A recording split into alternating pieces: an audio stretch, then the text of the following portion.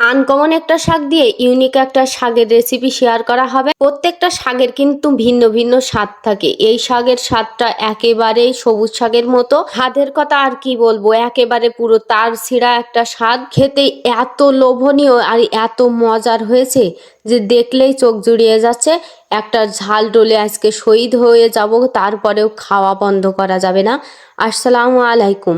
আমাদের এলাকায় এই শাকগুলোকে বউটুকনি শাক বলে। এই বউটুকনি শাকে প্রচুর পরিমাণে ভিটামিন থাকে। শাক চাষ করা হয় না ফসলের জমিতে, বিভিন্ন সময় আবাদি জমিতে হয়ে থাকে। শাকগুলো মাঠ থেকে শিকড় সহই তুলে নিয়ে আসা হয়েছে। এরপরে আমি শিকড় কেটে ফেলে দিচ্ছি, ধুয়ে পরিষ্কার করে নিয়ে এবার কেটে নেব শাকগুলো কুচি কুচি করে, যত সম্ভব কাটা যায়। এই শাকের যে বেগুনি কালারের ছোট ছোট ফুলগুলো দেখতে অসম্ভব সুন্দর আর আকর্ষণীয়। ফুল আমি ফেলিনি, ফুলে কোনো সমস্যা নেই। আজকের রেসিপি কিন্তু অন্যান্য সব সচরাচর যেভাবে শাক রান্না করা হয় তার থেকে ভিন্ন। এটাকে শাক ভুনাও বলা যেতে পারে। এর জন্য আমি ছোট ছোট 2টা টমেটো কেটে নেব, কুচি কুচি করেই কাটবো।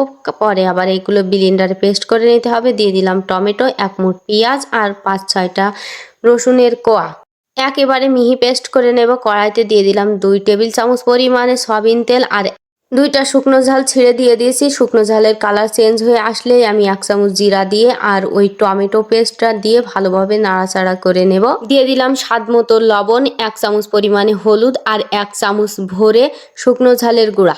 এই মশলাটা কষিয়ে পুরো ভুনা ভুনা করে নেব। অনেকক্ষণ ধরে সময় নিয়ে কষাতে হবে, আঁচটা মিডিয়াম রাখতে হবে। যখনই এরকম তেল ছেড়ে দেবে আমি শাকগুলো দিয়ে একটু ওই মশলার সাথে মিশিয়ে নিয়েই আমি ঢাকনা দিয়ে ঢেকে দেব। প্রথম পর্যায়ে পানি দেওয়ার কোনোই দরকার নেই, কারণ এই শাক থেকে কিছুটা হয়তো পানি বের হতেও পারে। ঢাকনা দেওয়ার পরে এর রেজাল্টটা দেখা যাবে। আমার মেশানো শেষ, এবার ঢাকনা চাপা দিয়ে দিলাম। ঢাকনাটা তুলে দেখি অনেকটা পানি বেরিয়েছে। পানি দেওয়ার কোনো দরকারই নেই, এই যে পানিটুক বেরিয়েছে এই থেকে সিদ্ধ হয়ে যাবে শাকটা। একদমই কচি আর জালি শাক। এই শাকটা খেতে যে এত মজা, তা সচরাচর যেসব জিনিস হাতের কাছে পাওয়া যায় না সেই সব জিনিসের স্বাদ একটু বেশি হয়। যেটুকু পানি বেরিয়েছিল ওইটুক দিয়েই আমি শাকটা সিদ্ধ করে একেবারে ভাজা ভাজা করে নেব। শাক যেন বেশি থেতলালে আমার ভালো লাগে। গরম ভাতে নিয়ে বসে পড়েছি, 2 চামচ পরিমাণে নিলাম। এতে আমার কলজে ঠান্ডা হবে কিনা সন্দেহ।